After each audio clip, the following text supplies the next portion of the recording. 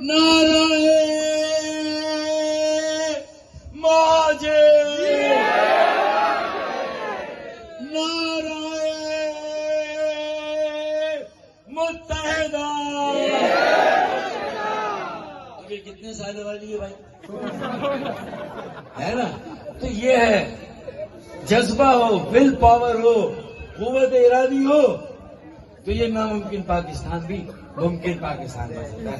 ये कराची भी दुनिया का तरक्की याफ्ता शहर बन सकता है या नहीं है? और यार, जामिया अलीगढ़ के तालिब इल्मों ने कायदे आजम के साथ खड़े होकर ये पाकिस्तान बनाया, तो क्या ये हमारे बच्चे कराची को नहीं बना सकते? और कराची जो आज हमसे छिन गया है, वापस नहीं ले सकते? नहीं ले सकते क्या? बस थोड़ी सी हिम्मत करो, निकलो कॉलेजों में, जामियात में, यूनिवर्सिटी